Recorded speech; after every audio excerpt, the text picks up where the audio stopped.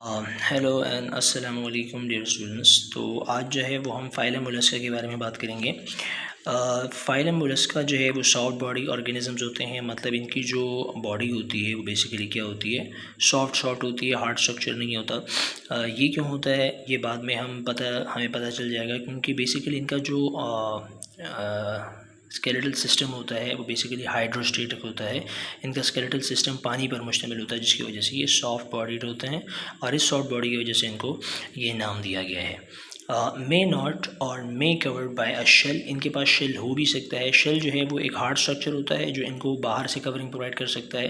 तो ये कभी कभार किसी एक आध मोलस्क के पास प्रेजेंट होगा, किसी के पास नहीं होगा। ये तो खैर जनरल बातें हैं मोलस्का के बारे में।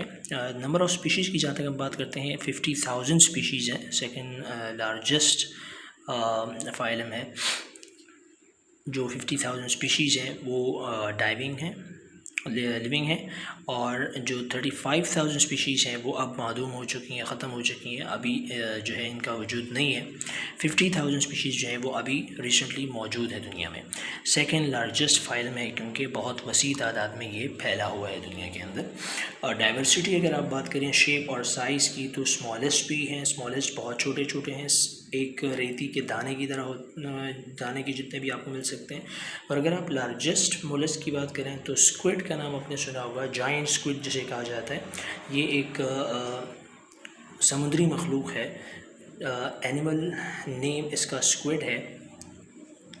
तो ये लंबाई के अंदर ऑलमोस्ट 18 मीटर लंबा होता है और 200 किलो से भी 200 केजी से भी ज़्यादा हो सकता है। जनरल कैरेक्टरिस्टिक इनकी जो है सिमेट्रीज, टिशू ऑर्गेनाइजेशन, ये सारी चीज़ें जो हैं, तो इनकी जो सिमेट्री है वो बायलैटरल सिमेट्री है।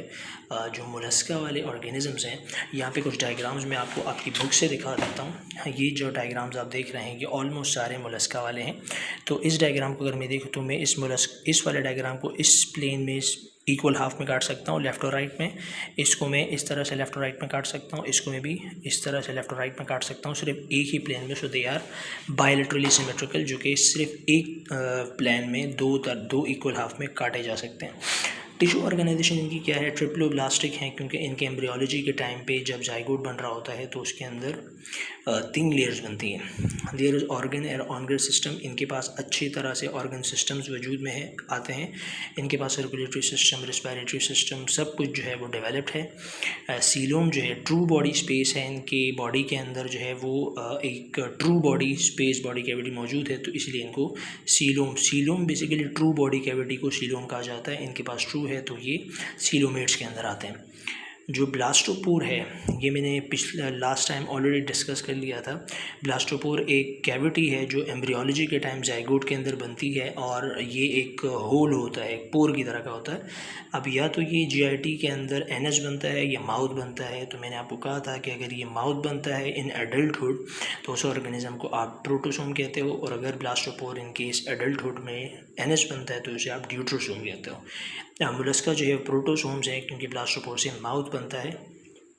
हैबिटेट जो है ये आपको खुश्की पे भी मिल सकते हैं और पानी में भी मिल सकते हैं, लेकिन जो पानी है उनमें ये मेरीन लाइफ में, समुद्र के पानी में भी हैं, और फ्रेश वाटर में भी आपको मोलस्का वाले जानवर मिल सकते हैं, मोलस्का के जो ऑर्गेनिजम्स हैं। इसके अलावा अगर आप इसका जनरल बॉडी स्ट्रक्चर देखें, बॉडी प्लान देखें, तो इनका जो बॉडी प्लान है वो क्या है। आप आउटर से इनर की तरफ जाएं, सबसे पहले तो आप बॉडी की साइड्स देखें। फॉर एग्जांपल ये जो बॉडी पार्ट है दैट इज़ डॉर्सल, मीन्स पीछे का एरिया है बॉडी का, और ये सारा बॉडी का फ्रंट का एरिया है आगे का।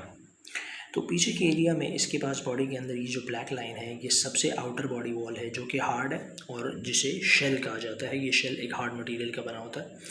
इसके बिल्कुल अंदर एक लेयर होती है जिसे मेंटल कहा जाता है, ठीक है। इस मेंटल के पास ग्लैंड्स वाले सेल्स होते हैं। ग्लैंड्स का मतलब ऐसे सेल्स होते हैं जो कि कोई ना कोई केमिकल रिलीज़ करते हैं, और वो केमिकल बेसिकली आपको इस शेल की सूरत में नज़र आता है। ये जो मेंटल है ये बाज़ औक़ात किसी न किसी एक आध मोलस्क में कैल्शियम कार्बोनेट रिलीज़ कर रहा होता है, और ये कैल्शियम कार्बोनेट जो है, अगर ये मेंटल बाहर की तरफ कैल्शियम कार्बोनेट रिलीज़ करे तो उस मोलस्क के पास जो है वो आउटर शेल होगा, और अगर ये मेंटल अंदर की तरफ कैल्शियम कार्बोनेट रिलीज़ करे तो उस मोलस्क के पास जो कैल्शियम कार्बोनेट का शेल है वो अंदर की तरफ होगा, ठीक। तो ये तो हमारी बात होगी शेल के ऊपर। इसके बाद मेंटल के ऊपर। तो ये डॉर्सल जितना भी बॉडी पार्ट है इसे डॉर्सल विसरल मास कहा जाता है, और ये एक ट्रू बॉडी स्पेस है, सीलोम है, जिसके अंदर मुख्तलिफ़ किस्म की बॉडी ऑर्गन्स मौजूद होते हैं। जैसे कि आप ये वाला ऑर्गन देख लें, इनके पास ये जीआईटी ट्रैक्ट है, निज़ाम हाजमा है, जो कि यहाँ से स्टार्ट होता है वेंट्रल बॉडी पार्ट के अंदर से। वेंट्रल बॉडी पार्ट में जहाँ से जीआईटी स्टार्ट होता है उसे रेड्यूला कहा जाता है मोलस्का के अंदर। रेड्यूला वो पार्ट है जिसकी मदद से जो मोलस्क हैं, जो मोलस्का के जानवर हैं, जो जानदार हैं, वो खाना खाते हैं। जैसे हम मुंह की मदद से ग़िज़ा लेते हैं, तो ये रेड्यूला की मदद से खाना खाते हैं। और फिर ये पूरा जो ट्रैक है दूसरी तरफ जाके एनस की तरफ खुलता है, और इनकी जो एनल ओपनिंग है उनको मेंटल कैविटी कहा जाता है, क्योंकि ये ट्रू बॉडी कैविटी यानी कि मेंटल के अंदर की कैविटी से बाहर की तरफ ओपनिंग है। इसके अलावा ये जो वेंट्रल बॉडी सरफेस है, वेंट्रल बॉडी पार्ट है, इसके अंदर दो चीज़ें होती हैं। एक इसका ये वाला पार्ट होता है जिसे हेड कहा जाता है, और एक इसका अलग पार्ट होता है जो कि मेनली लोकोमोशन के लिए, चलने फिरने के लिए इस्तेमाल होता है, उसे फुट कहा जाता है। जो रेड्यूला है वो बेसिकली काइटिन की प्रोजेक्शन है, काइटिन मटेरियल की एक आउटग्रोथ है जिसकी मदद से ये फीड कर सकता है। ठीक है, मैंने आपको डिटेल बता दी है, ये सिर्फ उसी डिटेल का रिटन पोर्शन है। हेड फुट पोर्शन, हेड भी हम पढ़ चुके हैं कि वेंट्रल बॉडी पार्ट में इस तरफ ये हेड होता है फॉर सेंसेशन का काम कर सकता है, और फीडिंग के लिए इसके पास रेड्यूला होता है, एंड लोकोमोशन के लिए इसके पास फुट होता है। ये पूरा हम अभी बात कर चुके हैं। अच्छा जी, डोर्सल विसरल मास अभी बात की हमने, इट मींस इंटरनल ऑर्गन्स। ये जो डोर्सल विसरल मास है इसके पास, इनके अंदर इंटरनल ऑर्गन्स मौजूद होते हैं। मेरे पास एक डायग्राम मौजूद होगी वहाँ, वो डायग्राम तो सही से मेरे ख्याल से नहीं बनाई, ये डायग्राम बनी हुई है जिसको मैंने इनसाइड इंटरनली बना के दिखा दी है आपको कि अंदर से किस तरह नज़र आता है। सो ये डोर्सल विसरल मास हो गया। मेंटल के बारे में भी हमने बात कर ली है ऑलरेडी। मेंटल जो है वो एक पतली सी कवरिंग है, ये वाली ब्लू वाली पतली सी कवरिंग है, और ये जो जिन सेल से बनी होती है वो सेल्स इस तरह से आपस में बिल्कुल चिपके हुए होते हैं, और चिपके हुए सेल जब इस तरह की लेयर बनाते हैं तो इसे बेसिकली एपिथेलियम की लेयर कहा जाता है। अब क्योंकि ये सेल्स कैल्शियम कार्बोनेट रिलीज़ कर रहे हैं, मीन्स एक केमिकल रिलीज़ कर रहे हैं, तो जब सेल्स केमिकल रिलीज़ करते हैं तो उनको ग्लैंडुलर सेल्स कहा जाता है। अब क्योंकि ये एपिथेलियम है तो ये ग्लैंडुलर एपिथेलियम बन जाती है, क्योंकि ये एपिथेलियम जो है वो शेल बनाने का ज़िम्मेदार है, सिक्रीशन करती है। ठीक, tissue in which cells are tightly attached which form covering. ये तो एपिथेलियम के बारे में है। In some mollusc mantle secretes calcium carbonate, already हम इस चीज़ को डिस्कस कर चुके हैं।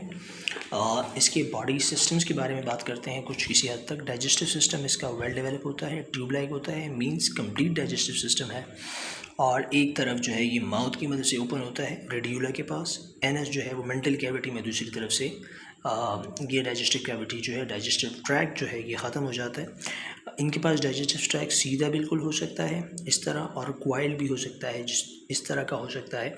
एक्सक्रीटरी सिस्टम इनके पास जो एक्सक्रीटरी ऑर्गन्स हैं जिनकी मदद से अपना अनवांटेड मटेरियल जो है बॉडी से आउटसाइड एक्सक्रीट आउट करते हैं, उन्हें नेफ्रीडिया कहा जाता है। ये आपने सिर्फ नाम याद रखना है। नेफ्रीडिया जो है मोलस्का के साथ साथ एनिलिडा के एक्सक्रीटरी पार्ट भी हैं। सर्कुलेटरी सिस्टम जो है इनका वो ओपन टाइप का है, मींस जो ब्लड है वो सिर्फ और सिर्फ रगों के अंदर ही सफ़र नहीं करता, बल्कि कभी कभार बॉडी के बाहर से भी, मतलब बॉडी कैविटी से भी होकर गुजरता है, क्योंकि इनकी जो ब्लड वेसल्स हैं वो एक तरफ तो हार्ट से अटैच हैं, लेकिन दूसरी तरफ जो है वो बॉडी के अंदर इस तरह जाके खुल जाती हैं। मींस फॉर एग्जांपल ये ब्लड वेसल्स हैं जो बहुत सारी आ रही हैं, लेकिन ये ब्लड वेसल्स आगे इधर से आगे की तरफ से बंद होकर नहीं जाती दूसरी तरफ से, बल्कि बॉडी कैविटी के अंदर भी खुल जाती हैं, जिसकी वजह से इनका पूरा बॉडी कैविटी ब्लड से भरा हुआ होता है। और जो छोटे छोटे पीसीज, छोटे छोटे पार्ट्स जो इनके बॉडी कैविटी के हैं जो ब्लड से भरे होते हैं, उन्हें स्मॉल पॉकेट्स कहा जाता है। स्मॉल पॉकेट्स के अंदर इनकी बॉडी कैविटी को डिवाइड कर दिया जाता है, सीलोम को, जिन्हें ब्लड साइनसेस कहा जाता है। मतलब साइनसेस मतलब वो छोटे छोटे पीसेस, वो छोटे छोटे पार्ट्स जहाँ पे ब्लड मौजूद है, ड्यू टू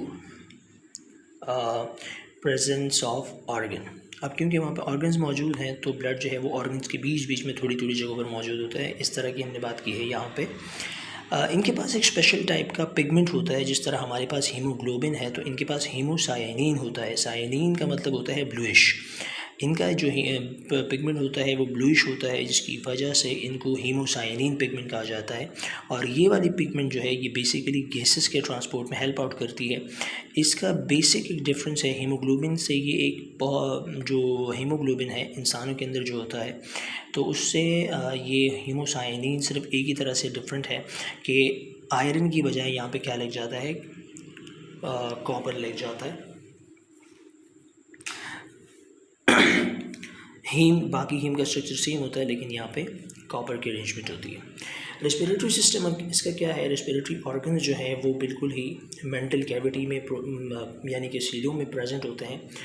अगर ऑर्गेनिज्म एक्वेटिक है, इन केस अगर हम एक्वेटिक ऑर्गेनिज्म की बात करते हैं तो इसके पास मेंटल कैविटी में यानी कि डॉर्सल वेसिकुलर मास के अंदर गिल्स होते हैं। और अगर वो टेरेस्ट्रियल है, मीन्स खुश्की पर ज़िंदगी गुजारने वाला है, तो उसी मेंटल कैविटी के अंदर आपको रूडिमेंट्री यानी कि बिल्कुल ट्रू तो नहीं होंगे, लेकिन फॉल लंग्स भी होंगे, जिनकी वजह से ये खुश्की पर भी सांस ले सकते हैं। Deoxygenated blood will be colourless in these organisms. इनका जो डी ऑक्सीजनेटेड ब्लड है वो हमेशा कलरलेस नज़र आएगा। इसके अलावा क्या चीज़ है, जो नर्वस सिस्टम है, बॉडी का जो नर्वस सिस्टम है इनका, वो कैसे है कि बेसिकली 3 पेयर्स होते हैं इनके पास, 3 जोड़े होते हैं इनके पास। किस चीज़ के, गैंग्लिया के।